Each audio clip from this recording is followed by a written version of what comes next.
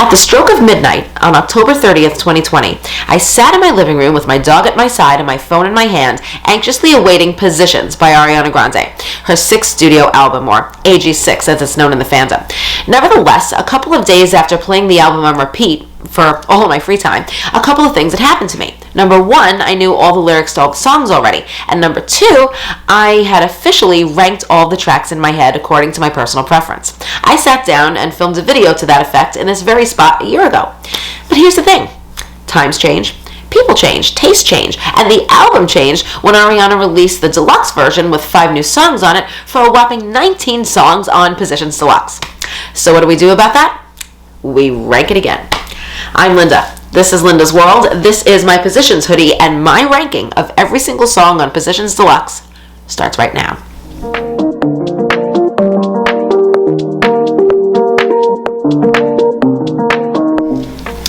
I gotta tell you guys, I don't know what the hell happens to time. Where does it go? I'm sitting here thinking of the night the Positions came out, and it feels like it was a couple of months ago, but it's been a year.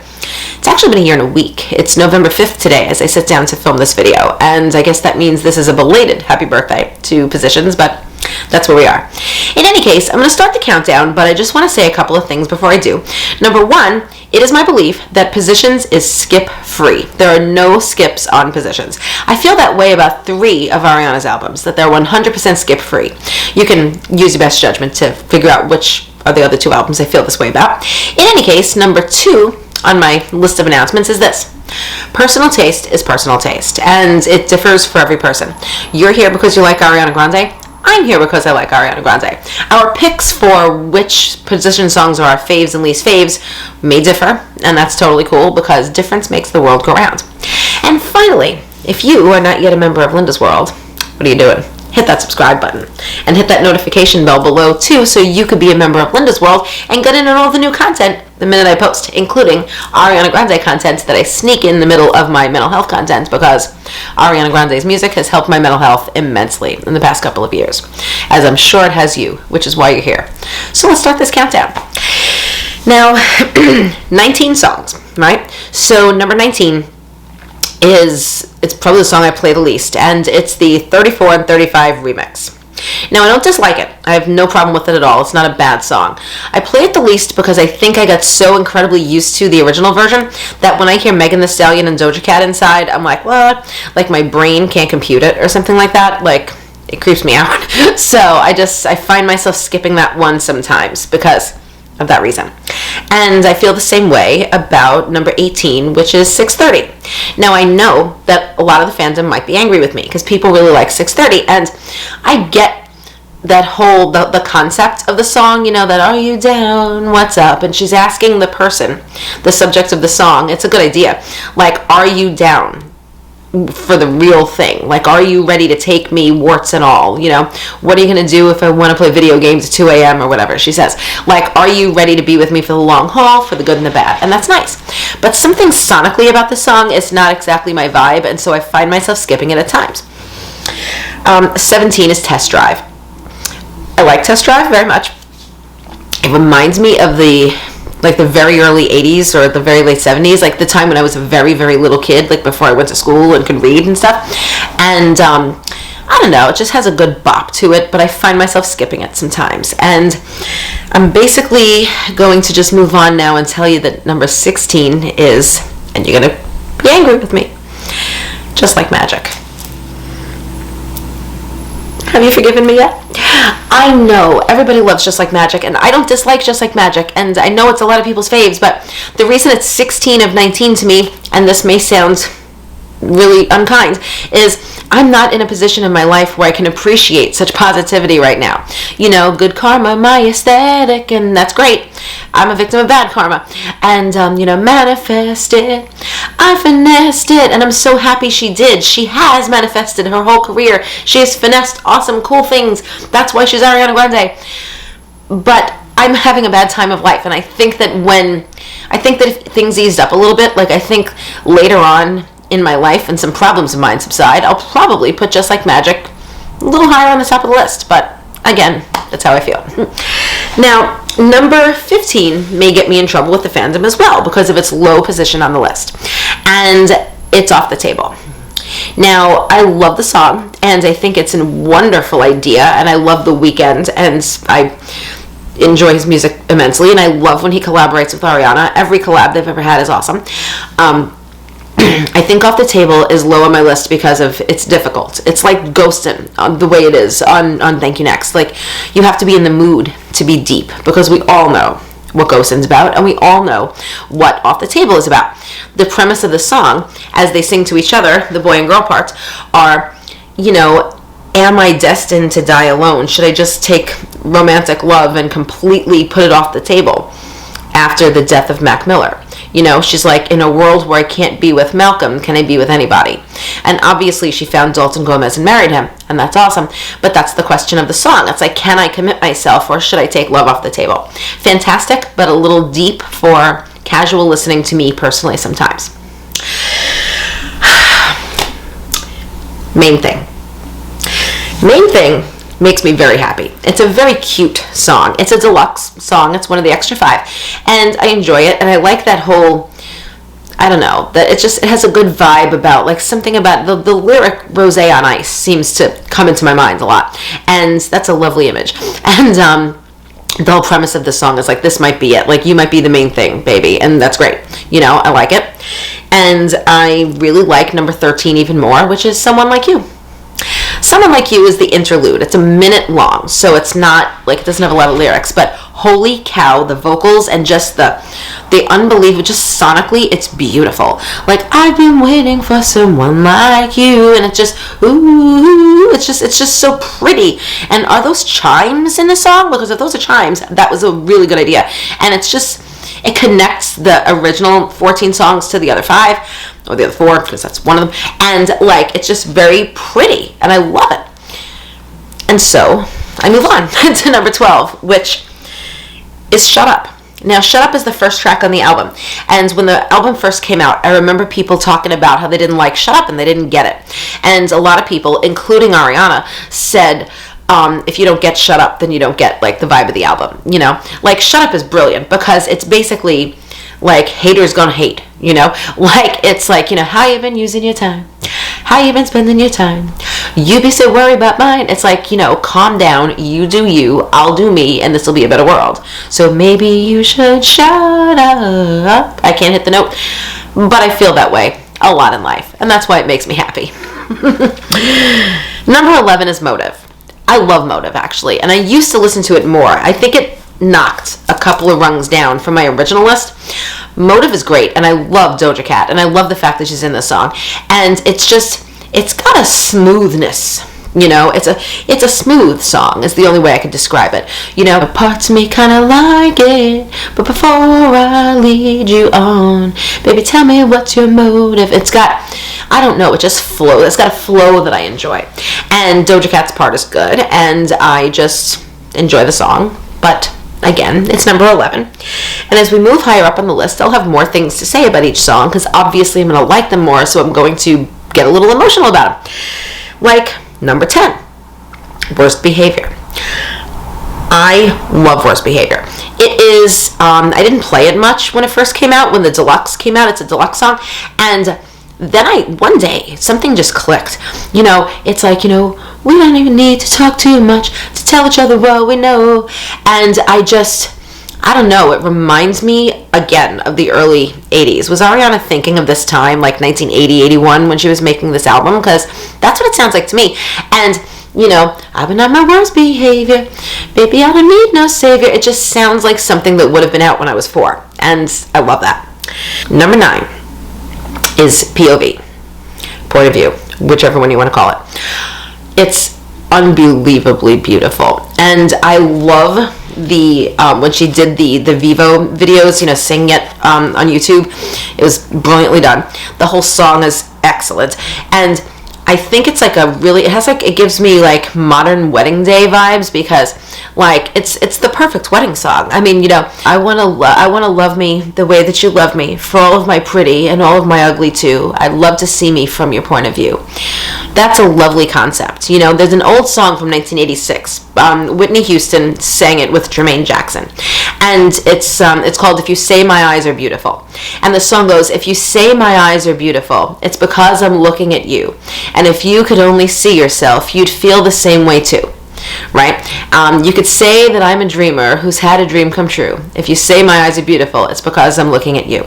And that's the same sentiment as point of view. You know, like if I could see me through your eyes, maybe I'd feel better about myself because you must really love me. And that's awesome. And I'd like to see what you see. Like I see you like that. But what if I flip that and saw what you see? That's where we're together, you know? And I think that's a lovely concept, you know? And her vocals, OMG. Like I can't even speak on, like it's ridiculous. Like it's just so perfectly beautiful. And the rasp of that whole, when she gets into the high stuff, like I want to trust me. I can't do it myself, but I want to trust me the way that you trust me. And it's just, oh my God. It's like you get, you know, I'm like emotionless and I get a little tearful, gotta say. And so, number 8, Safety Net. I have to tell you, I didn't pay a lot of attention to Safety Net when it first came out. I didn't dislike it, but I just didn't play it a lot. But I started to. And it's just so, again, it's got a flow. It's groovy. It's like butter, you know? Like it's just sonically, it just flows like a river. And the cool, like the concept of the song, obviously this whole album is not in perfect chronological order, because sometimes it's the beginning of a relationship, sometimes it's the end, whatever, like I'm first dating or I already love you or whatever. But clearly this is the love story of Ariana Grande and Dalton Gomez. And so in Safety Net, we have, you know, tripping, falling with no safety net. You know, is this real or is it in my head? It's, you know, never been this scared before. Feelings that I can't ignore. She's wondering if, at this point in the song, or in the album, that if this is true, like, you know, like she's freaked out. She's falling from, you know, whatever, with no safety net. Like she's just throwing it in there, right? Just getting back into battle, going out and finding love again. And that's awesome. And the song reinforces that. And I played the crap out of it, to be honest. I never skip it. That's not true. I think I skipped it yesterday, but it's only because I was almost home and I wanted to play something else. 7 is Nasty. Now, I have to tell you, when Nasty was released, like that snippet at the beginning, you know, you got me all up in my feels in some kind of way, and I was like, okay, it's cute, you know, it's groovy. Again, I'm using that word because that's how I feel about this album. It's got like it's a little more R&B, like she's getting more R&B as she, you know, she like abandons pop and like goes in her natural direction. Like now that she's older and has more, she's advanced in her career, she can make the music she wants more than the music that they made her. You know, like, you know, Nasty is a huge departure from like Baby I, you know what I mean? So, I love it and I think it's brilliant, and it is sexually explicit, but the thing is that everyone was coming down on Ariana for like, you know, the more sexually explicit lyrics or themes or whatever in the album, because they were like, you know, my kids listen to this or whatever. It's like, she's 28 years old, you know, she was 27 when the album came out. She's a married woman. Leave her alone, you know. I mean, that's what people do. Like, that's when you're supposed to be singing, you know, lyrics like, you know, like, you know, don't wanna wait until I wanna get nasty. What you waiting for? You know, tell all your homies to bounce. Whatever she says, the lyrics escape me. Like basically, hey, let's kick everybody out the house tonight. We're getting funky, right? And that's great. And there's nothing wrong with that. And I like Nasty a lot. I got a little sick of it when it first came out, but I'm over it. It's great. Number 6 is 34 and 35. And it used to be a little higher up on my list, but I've made some adjustments. And I have to tell you, this is the most sexually explicit song, but it's hidden in a perfect riddle. You know, 34 plus 35 equals 69.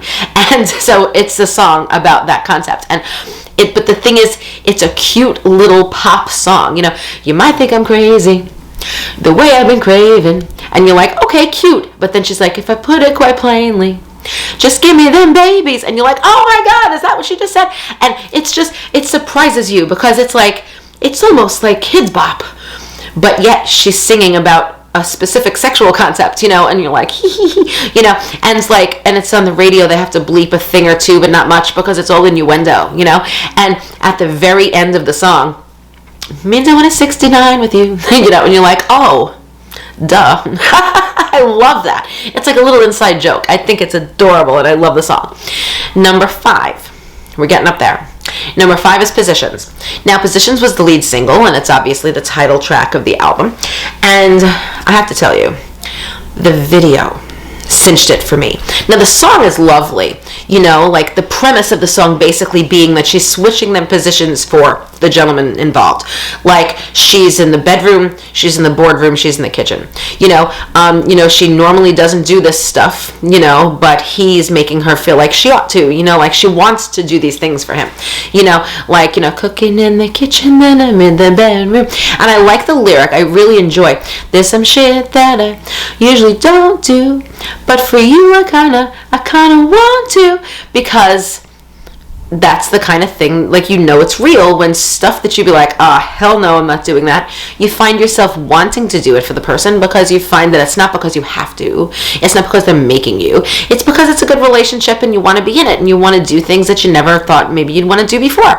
And the video, OMG, Ariana as the president with the all-female cabinet with Joan, her mom, inside, and Victoria Monet was in it, and like all the usual suspects, you know, I think Courtney was in it, all her friends, and like walking the dogs in the snow with the beautiful, like, reminiscent of Jackie O suits, and like, the big picture of Toulouse in the Oval Office, and yet there she is in the bedroom, there she is baking, and she's got, you know, like, it genuinely shows that, like, women don't have to subscribe to a role. You can subscribe to all of them. Like, what's to say that you can't knit and bake, but also be a CEO, but also, like, you know, wear a frilly skirt, but also put on some flannel and hammer a nail. Like, you can do whatever you want. Like, there's no boy stuff and girl stuff. Like, women can do whatever, and that's just awesome. And that video, when she was pinning the medal on the postmaster after what happened in 2020, it's like, it's really clear where Ariana's politics are, and I'm so happy to see it because my politics are the same, and I'm like, go Ariana. Like, I can't say that stuff, but she can in a video of a beautiful song. And I've spoken too long about this, so I'll go to number 4. Number 4, and we're getting up there. These are my true play it everyday faves now, right? Number 4 is My Hair. My hair is effing brilliant. Okay? Like, I can't, like, lyrically, sonically, it's just all she's singing about. Like, it's a very simple song. It's a simple concept. She's literally singing that the person involved, the gentleman in question in the song, shouldn't be afraid to run his hands through her hair because that's why it's there, you know? And, of course, her hair is famous, you know, the ponytail and such. And, like, you know, I love the concept. I love the beginning. You know, I want you to touch it softly like the way you do my mind. I love that. And so don't you be scared to run your hands in my hair. And I love this in particular. She goes, spend my dimes and spend my time to keep it real. Sometimes it's tracks, but I don't care. So run your hands through my hair. Tracks being her extensions. She's like, it's funny. I think every woman can relate to that. Spend my dimes and spend my time to keep it real. Sometimes it's tracks. It's like, you know, it costs a lot of money to look nice, and good hair doesn't come easy, and to some of it more than others. Her hair's curly like mine, and we straighten it, and like, it's brilliant. And it's like, again, it's like 34 and 35, like a joke, but yet not. And the premise of the song is very simple. It's like, hey fellow, go like this, you know, and you know, because that's why it's there.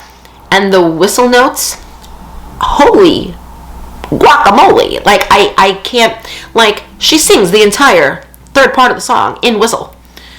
Who does that? Like, how could, that's insane. And if you have not seen the Vivo video where she sings it, like, quasi-live, like when she, like, live performs it, like, watch it. Just watch it. It's ridiculous. It's insane. The vocals are beautiful.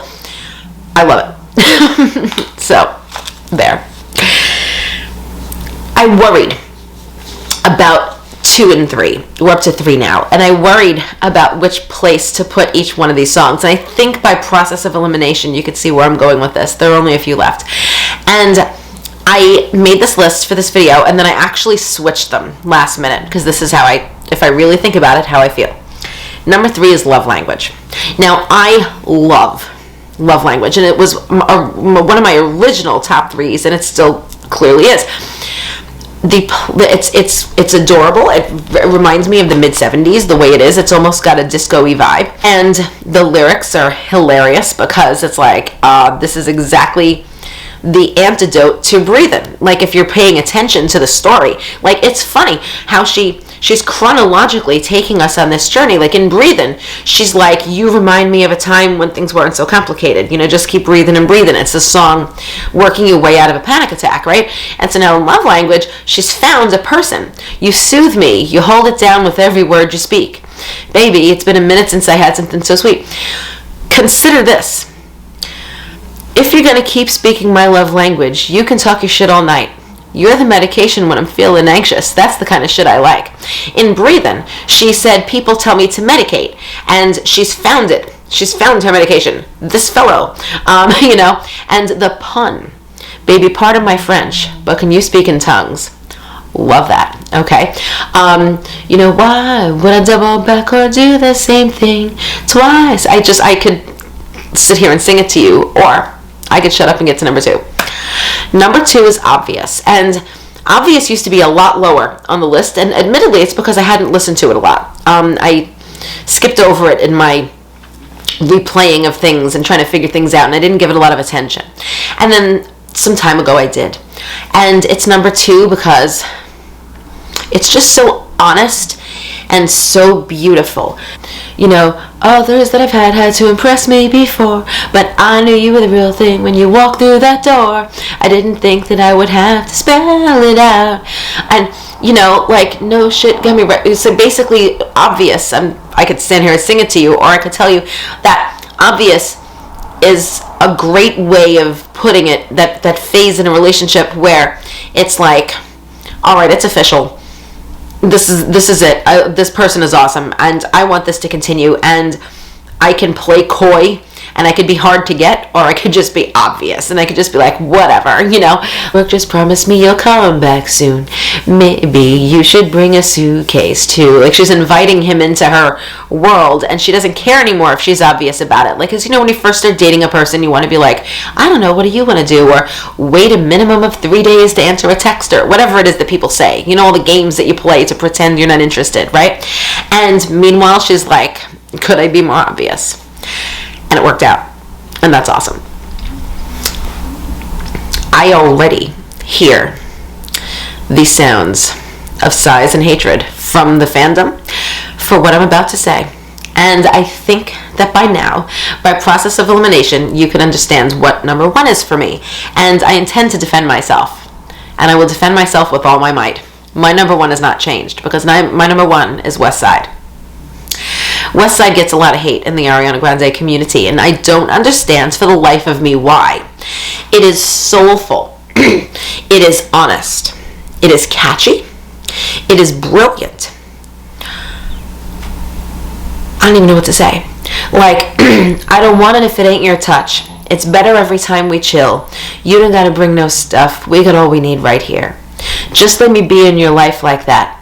Be your wife like that. I'll bring the light right back. I'll bring the life right back. That's raw and honest and beautiful, and I'm particularly fond of this section where she says, I'm gonna make you want more. I'm gonna be your new favorite. Tell him you're closing the door. I am the only for sure. Because why? Because that's the most honest part of the song. It's like the stage of the relationship she's speaking of in this song, because remember, she's telling a story, not chronologically, but she's telling a story of a new romance that ended in marriage, right? So in this song, it's at that stage where you first start hanging out with somebody, and you really like the fact that you're doing that, and you can't get enough, and you're like, ooh, it's Friday, or ooh, it's Saturday, or whatever day you're going to see them, and you can't wait to meet them on the West Side, right? Because when you get there, it's going to be awesome, it's better every time we chill, every time they hang out together, it's better. And she's like, I'm going to make you want more, and I'm going to be your new favorite. It's like, no, this is it. You might be seeing other girls, but no, I got this, and I love it, and I play it a lot, and I play it maybe 3 times in a row when I play it. I can never listen to it just once, and I anticipate it, like, when it's coming on, because I know, like, after Nasty it's coming, and I'm like, yay, you know, and I just love it so much. In any case, I've spoken a lot, and I feared at the beginning of this video that I wouldn't have a lot to say, but then I started talking about my top 5, and that's when all hell broke loose, and I told you how I really feel. So, all I have to say about the concept here is that I hope that you've enjoyed my list. I hope that you have made a list of your own if you're a huge fan, and I encourage you to rank the songs on Ariana Grande's albums for fun, for a video if you're making one, for any other reason. I make lists because it's interesting to see how my mind works and what I like at what stages of life, you know, and this is how I feel about positions at this moment. All Deluxe 19 songs. Nevertheless, this has been me and my Ariana Grande Positions hoodie, giving you my ranking of all the songs on the album thus far as of tonight. Will it change in the future? Maybe, but I can't possibly see West Side getting any lower on my list because, I mean, it's beautiful. I'm going to quit while I'm ahead. I'm going to go before I talk myself in my usual circle, and I will see you in my next video. Happy birthday, Positions. Bye.